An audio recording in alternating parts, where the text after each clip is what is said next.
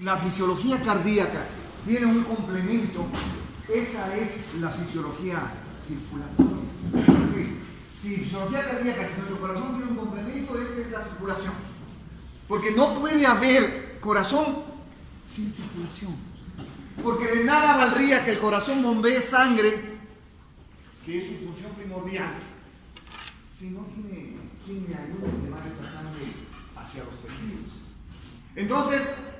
Entonces, el estudio de la fisiología circulatoria hace, por estas condiciones, que sea un estudio que deba llevarse a cabo con bastante detenimiento. ¿Ok? Hablar de circulación es hablar de muchísimas cosas que nos van a permitir aclarar en relación a cómo llegan los nutrientes hacia nuestros tejidos. ¿Ok? De manera que hoy vamos a comenzar a hablar entonces de este sistema, ¿no? De esta fisiología que complementa el corazón, que es la fisiología. Recordarles simplemente que cuando hablamos de circulación, nuestra circulación nace en las grandes arterias en la aorta y esta se va dividiendo, ¿no? Conforme avanza los sistemas arteriales, las arterias que son sistemas, que son vasos, que tienen o trabajan con gran presión, y al trabajar con gran presión hacen que sus paredes musculares sean mucho más gruesas, son mucho más fuertes. Entonces aquí yo tengo una gran presión y conforme avanzamos esta presión va disminuyendo. Llegamos a las arteriolas y las arteriolas, como ustedes saben, van a dividirse finalmente en los capilares. Y aquí es en los capilares en donde realmente se realiza el intercambio entre el capilar y la célula y los tejidos, esencialmente. ¿Okay? Luego, en el extremo venoso del capilar, comenzamos la formación de las venas, de las vénulas, y luego las vénulas se unen concluyendo en las grandes venas que retornan hacia el corazón a través de las venas cavas. ¿Ok? De manera que el aparato circulatorio es clarito de entender, no tiene dónde perderse. Tenemos un sistema arterial de paredes gruesas que trabajan a gran presión, y esto hace que estas paredes sean mucho más gruesas para soportar esa presión en aumento. Conforme avanzamos de manera distal en los sistemas circulatorios, estas presiones van disminuyendo. Llegamos a los capilares, seguimos disminuyendo, llegamos hacia las vénulas que tienen una menor presión. Tan cierto es esto de las presiones a través del sistema circulatorio que Guyton hizo un esquema muy bonito, ¿no? Que lo van a tener que leer. Y es un esquema en donde analiza la curva de presión, ¿no es cierto? Y entonces viene la presión aórtica. ¿Cuánto tiene de presión aórtica? ¿Sí? La histórica.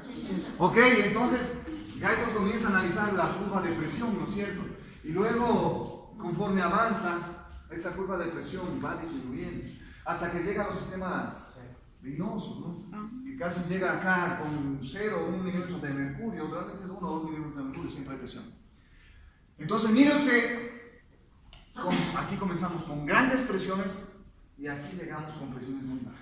¿Okay? Llegamos a los capilares, en el extremo arterial del capilar, alrededor de 30-35 milímetros de mercurio de presión. Y llegamos al extremo venoso del capilar con alrededor de 10 milímetros de mercurio de presión. Se habla, por tanto, que la media del capilar, la presión capilar media es de alrededor de 17 milímetros de mercurio. Esa es la presión media de nuestros capilares.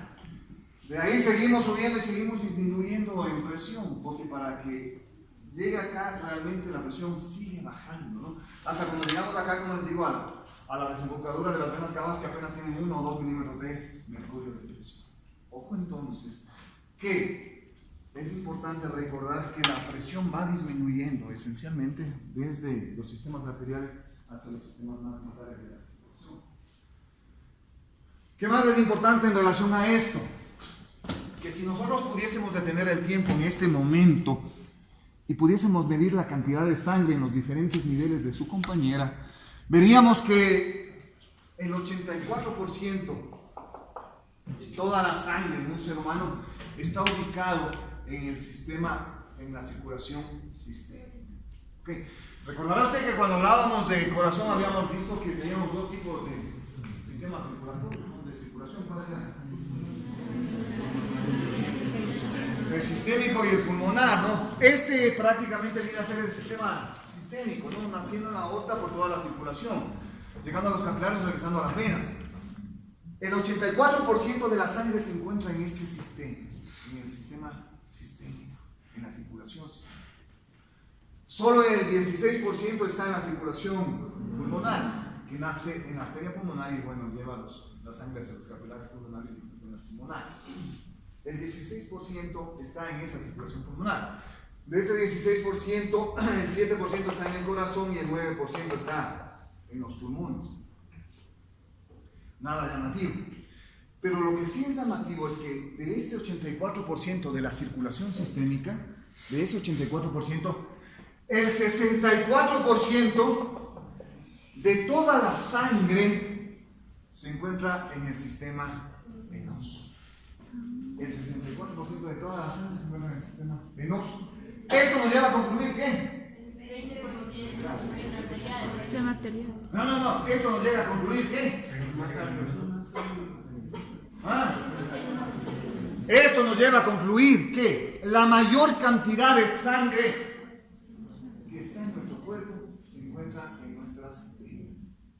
¿Ok? La mayor cantidad de sangre que tiene un ser humano se encuentra almacenada en las venas.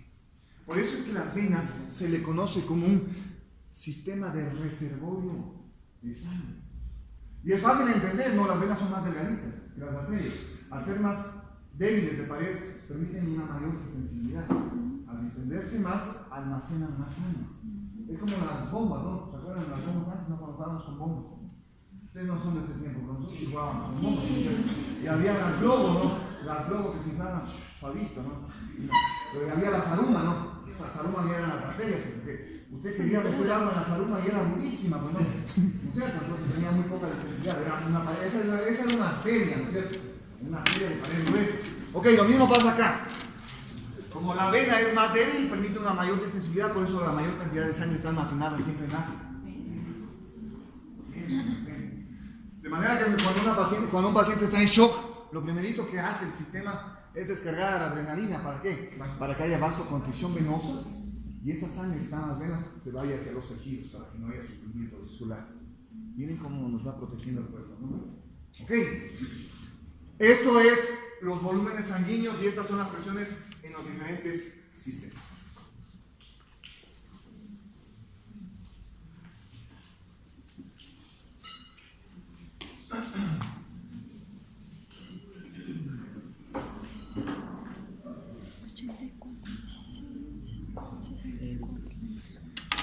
Si seguimos analizando la circulación, es menester que ustedes reconozcan lo que se conoce como los principios básicos de la circulación. Los principios básicos de la circulación son tres. El primero y el más importante realmente es que el flujo sanguíneo local está regulado por sí mismo en base a su necesidad. El primer principio de circulación dice que cada tejido regula el flujo que les llega al mismo en base a cuánto necesita. Y entonces nos vamos y corremos a la maternidad, ¿no? Ida y vuelta, 5 veces. ¿Qué tejido necesita más flujo? ¿No es cierto? Y entramos a clase de fisiología, ¿no es cierto? Y el cerebro necesita más flujo que cuando estábamos dormidos, ¿verdad? ¿Por qué? Porque el cerebro trabaja más. Y de repente al mediodía nos vamos a comer, pues, ¿no? Nos pegamos las hamburguesas o el tigrillo, ¿no? ¿Qué tejido necesita más flujo? Exacto, el gastrointestinal. Entonces, mire usted con estos ejemplos cómo cada tejido regula su flujo en base a lo que necesita. Mientras un tejido trabaja más flujo sanguíneo, más nutrientes va a necesitar. Entonces, ese es un principio general que usted no debe olvidar. Lo vamos a ir recordando, sí. Ya veremos con detenimiento cómo van regulando los tejidos de ese flujo. Pero lo importante es que hoy recuerde que sus tejidos van regulando el flujo en base a cuánto necesitan. ¿Sí? Entonces, si trabajamos más el músculo, pues el músculo necesitará más flujo. Si trabaja más el cerebro, pues el cerebro necesitará más flujo. Es como en la semana de examen, ¿no? Hay un estudio los británicos son una bestia para hacer estudios, ¿no? Entonces midieron flujo sanguíneo cerebral en una universidad en semana de exámenes. Y se dieron cuenta que aumentaba el flujo sanguíneo cerebral en un 30% a las condiciones previas antes de la semana de exámenes. Entonces mire usted cómo es una muestra más de que el flujo sanguíneo cerebral, mejor dicho, el flujo sanguíneo de cualquier tejido se adapta en base a su necesidad, a cuánto lo necesita. ¿Ok? Y esto desemboca en el segundo principio general de la circulación, que dice que el gasto cardíaco no es más que el resultado de los flujos sanguíneos locales. ¿Ok? Y entonces dice que el gasto cardíaco en esencia depende de los flujos sanguíneos locales. ¿Qué quiere decir eso? Quiere decir que si corremos de aquí a la maternidad ida y vuelta y volvemos, el flujo sanguíneo tisular del músculo aumentó. Pero como aumentó el flujo sanguíneo tisular del músculo, también aumentó los sistemas de retorno venoso. Porque yo estoy retornando más sangre del músculo hacia el corazón. Y al aumentar más sangre hacia mi corazón, voy a aumentar en esencia ¿qué? El gasto cardíaco. En otras palabras, el gasto cardíaco depende de los flujos sanguíneos locales. ¿Ok? Si aumentamos los flujos sanguíneos locales, ¿aumenta qué? El gasto cardíaco. Y si disminuye el flujo sanguíneo local, pues el gasto cardíaco también disminuye. Realmente están estrechamente relacionados. Siempre. El gasto cardíaco es la cantidad de sangre que sale de mi corazón. Aquí solo tenemos que recordar el Frankenstein, ¿no es cierto? Frankenstein es un mecanismo clásico de Frankenstein. Si aumenta el flujo hacia un tejido, me aumenta el retorno venoso. Y si me aumenta el retorno venoso hacia mi corazón tiene que hacer lo que Frankenstein no bombea para que le llegue en exceso. Por lo tanto, si aumenta el retorno venoso, aumenta el flujo sanguíneo hacia la aorta. Aumenta el gasto cardíaco. Ok, entonces el gasto cardíaco depende de los flujos sanguíneos locales. Y el tercer principio tiene que ver con la presión arterial. Y dice que la presión arterial es independiente de los flujos sanguíneos locales y es independiente del gasto cardíaco. Es decir, la presión arterial es la rebelde, ¿no es cierto? Hace lo que le da. Pero no hace lo que le da, hace lo que a su cuerpo le conviene. La regulación de la presión arterial. Hay un tema que vamos a ver de eso, ¿no? La regulación de la presión arterial se adapta a lo que nuestro cuerpo necesita. Se adapta a lo que nuestro cuerpo necesita. ¿Ok? Entonces la regulación de la presión arterial depende exclusivamente de muchos otros mecanismos, pero no esencialmente de gasto ni de flujo sanguíneo local. ¿Ok? ¿Vamos? ¿Estamos, no es cierto? Tan cierto es que la presión se regula por sí sola. Que si nosotros medimos la presión arterial en este momento en su compañera, a la cual decimos que haya una descarga simpática, esta presión habrá variado, habrá aumentado, sin necesidad de por ahí gasto cardíaco ni flujo sanguíneo local. ¿Ok? Mire usted entonces, siempre académico, ¿no, hija? Siempre académico, ¿ok? Entonces, la presión arterial actúa independientemente de la regulación del gasto y de la regulación del flujo sanguíneo local.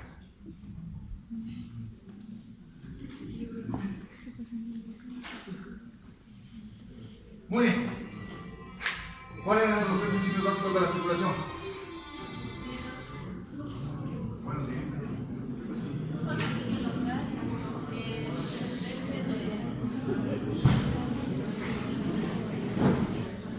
¿Qué pasa, hijita, con el flujo sanguíneo local? ¿Cuál es el primer principio general? Ok.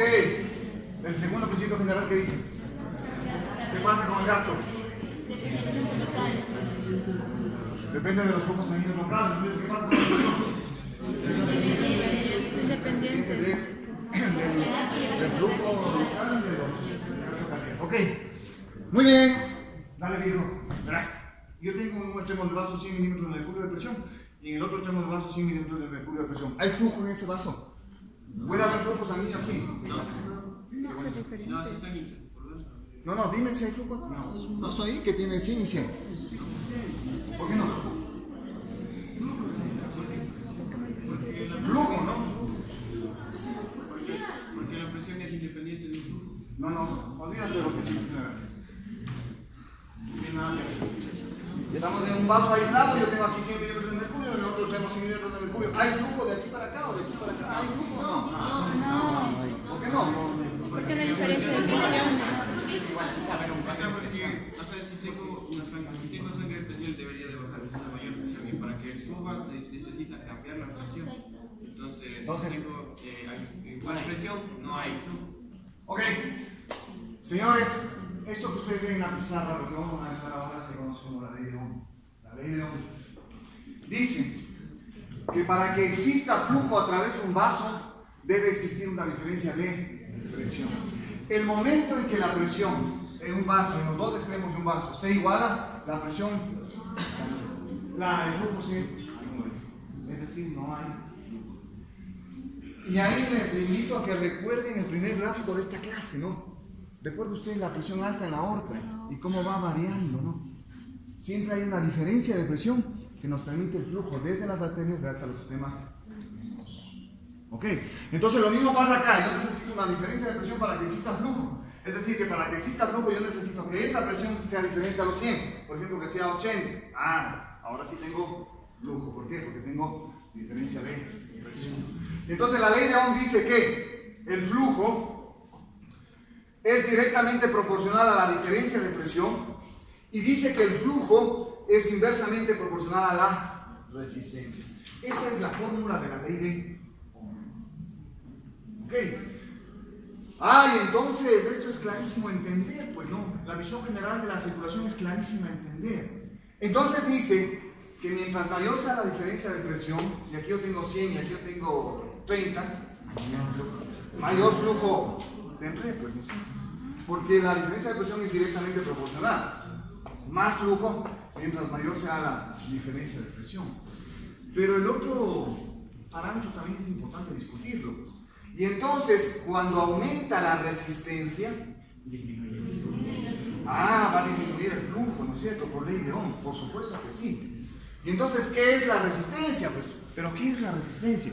La resistencia es el impedimento que ofrece el vaso al paso de la sangre. Eso es resistencia. Y entonces yo aquí tengo una resistencia determinada que permite que pasen 4 moléculas de un líquido, digamos, de sangre. Pero ¿qué pasa si yo hago que aumente la resistencia? Es decir, hago que este vaso se cierre, produzco una vasoconstricción. El momento en que se cierra el vaso, está aumentando el impedimento que ofrece la pared del vaso al flujo de sangre.